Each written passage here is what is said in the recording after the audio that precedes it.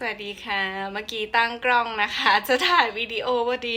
แล้วก็แมวมันกระโดดขึ้นมาตรงตู้หนังสือพอดีเลยนะอยากจะออกกล้องด้วยอะไรด้วย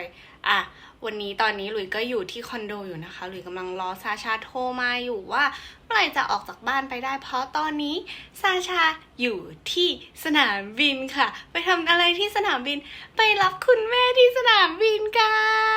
นตอนนี้แม่ลูกเขาก็จะได้เจอกันแล้วนะคะหลังจากที่ไม่ได้เจอกันมาประมาณ1 ปีนิดๆเลยนะเขาไม่ได้เจอกันมา1 ปีนิดๆเลยก็เนี่ยวันนี้แม่ซาชาพี่แล้วก็น้องสาวของคุณแม่แล้วก็เพื่อนของคุณแม่มาอีก2 คนนะคะก็จะมาเจอซาชาที่นี่แล้วก็เดี๋ยวถ้าซาชาโทรมาเดี๋ยวลุยก็จะออกจากบ้านไปเจอเขาที่ร้านอาหารแล้วก็เดี๋ยวเรามาดูกันว่าวันนี้แม่ซาชาจะกินอาหารไทยได้หรือเปล่านะคะก็ไม่รู้จะถูกปากไหมเนาะเพราะว่าเป็นออริจินอลไทยเลยนะคะโอเคเดี๋ยวไปติดตามชมกันค่ะหลังจากที่ซาชาพาแม่ๆไปเช็คอินที่โรงแรมเสร็จเรียบร้อยแล้วก็เดินทางมากินข้าวกันมื้อแรกก็จัดเลยนะคะอาหารอีสานแบบแซ่บๆนัวๆระหว่างที่รออาหารมาเสิร์ฟเขาก็คุยอะไรกันก็ไม่รู้เยอะแยะไปหมดเลยนะคะหลุยก็ฟังไม่รู้เรื่องแล้วพออาหารมาเสิร์ฟนี่ค่ะต้มยำกุ้งที่แยกน้ำพริกมาให้เรียบร้อยทางร้านให้มาใส่น้ำพริกเองนะคะเพราะว่าเขากลัวว่าจะเผ็ดเกินไปจะกินไม่ได้กันก็เลยให้เอามาใส่เองซึ่งหลุยก็คิดว่ามันตอบโจทย์มากๆเลยหลังจากนั้นก็กลับไปพักผ่อนที่โรงแรมแล้วเราก็อันแพ็คของฝากจากแม่ซาชากันค่ะอะไรนะซาชาอันนี้อะไรนะอันนี้อะไรนะให้มิชาเหรอ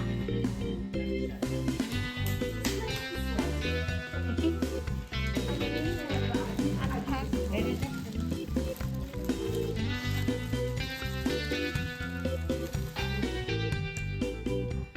นมมะละกอ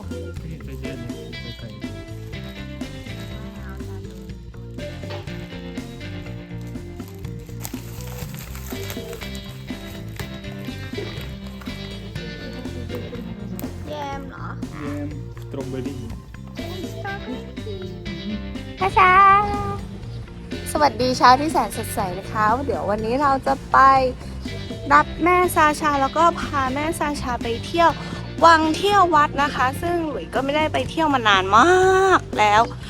ก็เดี๋ยวไปดูกันนะว่าวันนี้รูทในการเที่ยวของเราเนี่ยจะมีที่ไหนบ้างนะคะแล้วก็คิดว่าแม่ซาชากับเพื่อนๆน่าจะทนร้อนได้หรือเปล่า โอเคตอนนี้รถตู้มาแล้ว8:10 นาทีรถตู้มาแล้วนะคะเดี๋ยวแต่ว่าเขาวนอยู่ไหนไม่รู้อะวนอยู่ในคอนโดรอแบบนึงตอนนี้พร้อมมากนะคะรถตู้มาแล้วตุ้งไปกันเลยโอเคตอนนี้ก็มารับพวกแม่ๆที่โรงแรมแล้วนะคะแต่ละคนก็คือพร้อมออกเดินทางมากใส่หมวกสู้แดดแบบรุ้งงานทาครีมกันแดดกันมาแบบจัดเต็มตอนนี้ก็คือลงมาที่เรือนะคะต่างคนก็คือต่างมีมุมของตัวเองนะคะเดี๋ยวเราจะข้ามฝั่งไปวัดระฆังนะคะ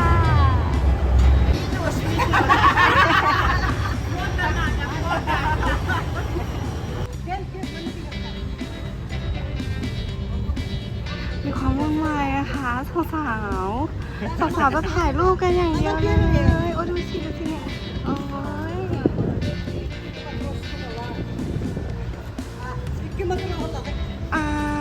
โอ้โหอันนี้ก็คือพนักงานถ่ายรูปส่วนฉันเป็นไก่นะคะฮะ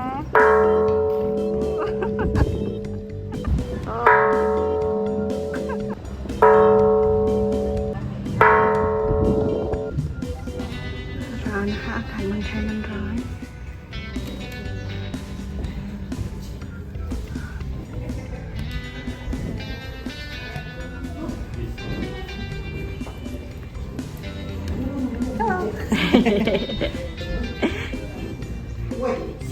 อ๋อยังไม่เข้ามานะคะถ่ายรูปกันอยู่ทำตามคำสอนอย่า สเต็ปออนตรงนี้นะคะ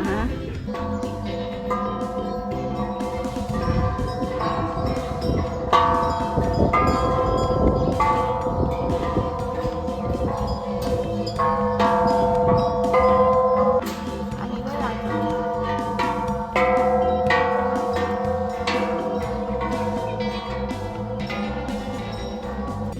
โอ้โหวันนี้แดดแรงมากคุณพระคุณเจ้า แดดแรงเหมาะกับการถ่ายรูปมากเลยค่ะคาชา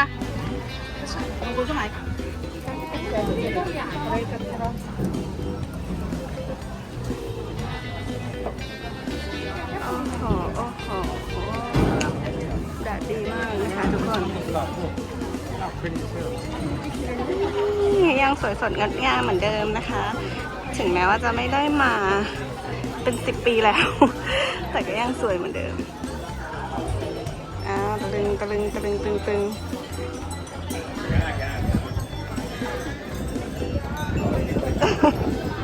ตอนนี้ขึ้นมาที่วัดอะไรอ่ะ วัดอรุณนะคะขึ้นมาเรียบร้อย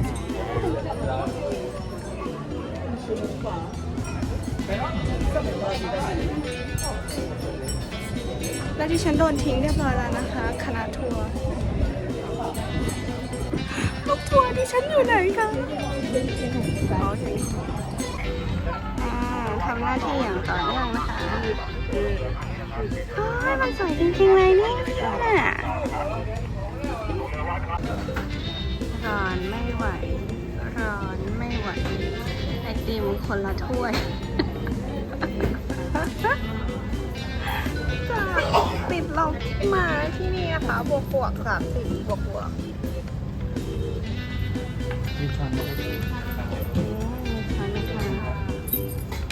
ด้วยความอากาศร้อนมากลูกทัวร์ของดิฉันก็เลยตัดสินใจไม่เที่ยวต่อแล้วนะคะ นั่งรถเย็นๆชมเมืองดีกว่า จริงๆแพลนว่าจะไปเที่ยววัดวังด้วยนะก็ไม่ได้ไปเนี่ยเราก็มาจบที่ห้างนะคะ ก็มากินข้าวแบบอากาศเย็นๆชิลๆในห้างนะแล้วก็มื้อนี้เป็นอาหารญี่ปุ่นนะคะเพราะคุณแม่เขารีเควสต์มาก็อร่อยถูกใจกันไปหลังจากที่กินข้าวเสร็จแล้วเราก็ขึ้นไปที่ตึกมหานครกันนะคะตรงนี้ไม่ได้ถ่ายวิดีโอมาเพื่อความเป็นส่วนตัวนะคะ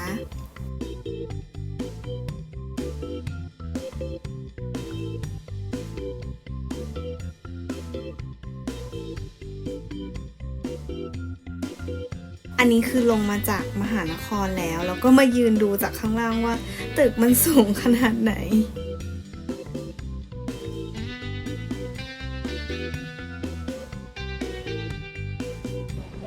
ชาไปมหานครเป็นยังไงบ้างคะ ครับ สนุกไม่กลัวเหรอก ลัวครับ กลัวเหรอกลัวเหรอแล้วแม่กลัวไหม กลัว แล้วเพื่อนแม่กลัวไหม กลัวก็นิดนึงครับ ก็ไม่ต้องดูข้างล่างแล้วก็เกละ อ๋อไม่มองข้างล่างก็โอเค เดี๋ยวตอนนี้เรากำลังรอรถตู้วนรถมารับเราอยู่นะคะ แล้วก็เดี๋ยวจะไปหามิชากันแล้ว ถึงบ้านเรียบร้อยแล้วนี่ก็เป็นครั้งแรกที่คุณย่าได้มาเจอกับมิชานะคะมิชาก็ยังงงๆอยู่นิดหน่อยบวกกับเพิ่งตื่นด้วยงงหนักเข้าไปอีกทักทายกันพอประมาณแล้วเราก็เดินทางไปกินข้าวเย็นกันค่ะ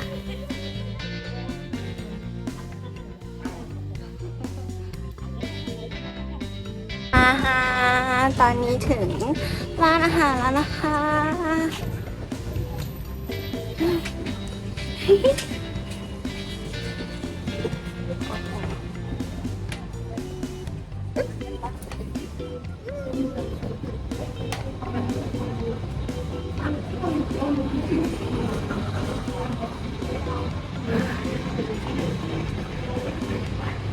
ชาลองใหญ่เลยชาลองใหญ่เลยที่ไหนนิชาเคยมาแล้วนะจำได้หรือเปล่า แอบเล่าให้ฟังว่าตั้งแต่หลุยคบกับซาชาจนมีมิชาเนี่ยนี่เป็นครั้งแรกเลยที่ครอบครัวของเราได้มาเจอกันเป็นครั้งแรกที่แม่ซาชาได้มาเจอกับแม่หลุยได้มาเจอกับป๊ากับคุณน้าได้มาเจอกับมิชาได้มารู้มาเห็นว่า ซาชามีชีวิตความเป็นอยู่ที่ไทยยังไงก็ถ้ามีโอกาสหลุยก็อยากจะพาป๊ากับแม่ไปเที่ยวยาคุสบ้างเหมือนกันไปดูให้รู้ให้เห็นว่าที่นั่นเขาใช้ชีวิตอยู่กันยังไงหลุยก็แพลนไว้ว่าจะพาป๊ากับแม่ไปช่วงซัมเมอร์ปีหน้าก็ไม่รู้ว่าจะได้ไปหรือเปล่านะระหว่างรออาหารแม่ซาชาก็แจกของฝากให้กับป้าแม่แล้วก็น้าหลุยนะคะแล้วก็มีของหลุยด้วยมีของมิชาด้วย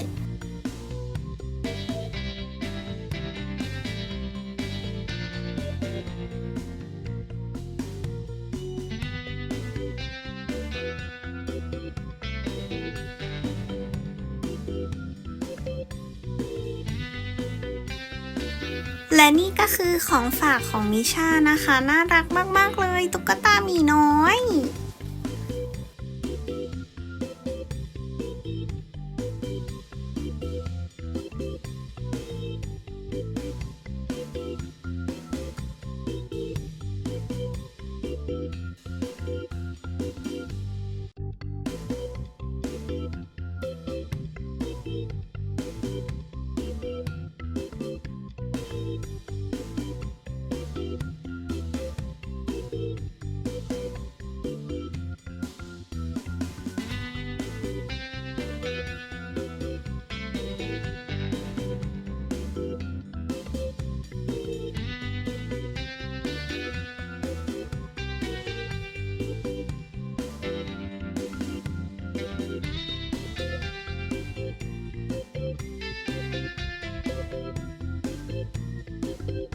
และนี่ก็คือครั้งแรกที่ครอบครัวของเราได้มาเจอกันอย่างเป็นทางการสักทีปกติเจอกันแต่ในวิดีโอคอลสำหรับวันนี้ก็ต้องขอจบคลิปแต่เพียงเท่านี้นะคะแล้วก็มาช่วยลุ้นกันด้วยนะคะว่าหลุยจะได้กลับไปยาคุสอีกทีเมื่อไหร่ไปแล้วบ๊ายบายสวัสดีค่ะ